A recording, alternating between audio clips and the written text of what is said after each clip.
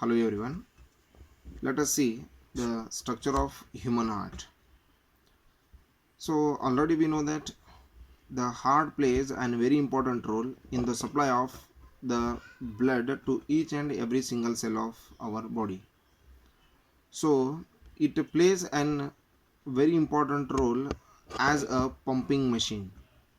So when the heart is going to contract and relax, by the rhythmic contraction and relaxation of this heart, the blood is going to supply to each and every single cell. So here, when we are going to see the structure of the human heart, it is little triangular in shape, and it is made by a very special kind of the tissues called cardiac tissues. The cardiac tissues are the very special tissues which are not going to get the strain ever. So these are the very strong muscles of our body. So when we are going to see the internal structure of the human heart, it is mainly consists of four chambers or four compartments. So in those four compartments we can see two auricles are there and two ventricles are there.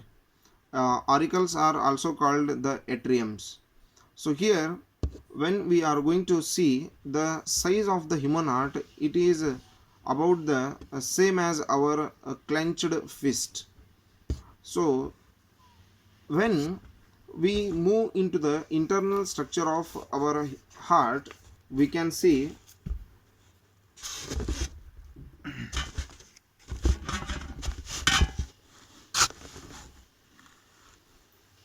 this kind of structure in the human heart. So these are the four chambers, this one, third and fourth. The upper two chambers are called the auricles, the lower two chambers are called the ventricles.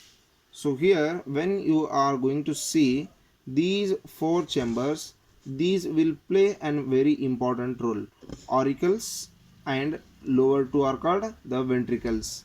So here, along with these four chambers, these have the walls. This is also the wall and this is also wall. By the contraction and relaxation of the walls, the blood, which is two type in our body, that is oxygenated and deoxygenated, which is not going to mix up.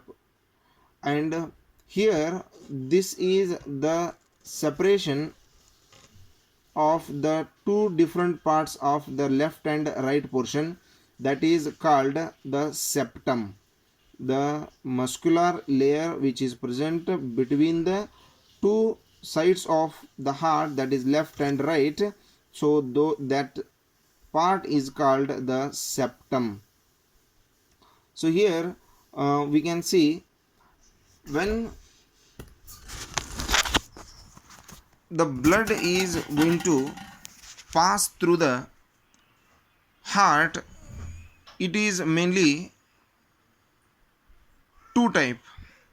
When the blood enters the heart from the right atrium, that will be the deoxygenated blood, means it doesn't have the oxygen and it has the carbon dioxide.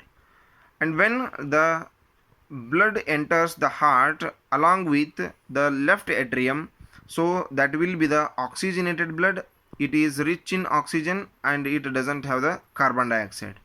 So from the upper two parts, the blood will enter into the two lower parts, those are the ventricles. So when the blood enters the ventricles,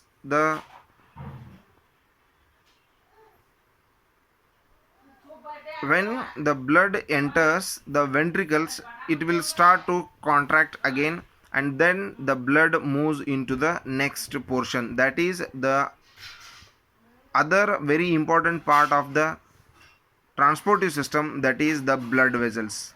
So there are three types of blood vessels are present in our body, so which are arteries, veins and the capillaries. So arteries are the thick walled tube like structures which are directly connected to the heart, and they are going to supply the oxygenated blood to the body. And veins are the thin walled tube like structures which supplies the deoxygenated blood from the body to the heart. And again, the capillaries, these are very tiny branches of these arteries and the veins which are going to supply and the oxygenated blood as well as the deoxygenated blood from the arteries to the veins. So like this, the blood is going to transport to each and every single cell from the heart. So here the main job of the heart is pumping the blood around the body. So here we can see the structure of heart is very complex in human beings because it has four different chambers.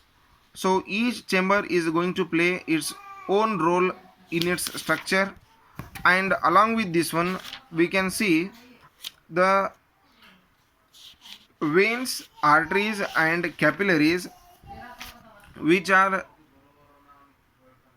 connected to each and every single cell. Veins are going to transport the deoxygenated blood. So let us see how the heart is going to work. So the heart is the pumping machine which is going to supply the blood to each and every single cell by its contraction and relaxation process. So regarding the function of the heart, we will discuss in the next session. Thank you.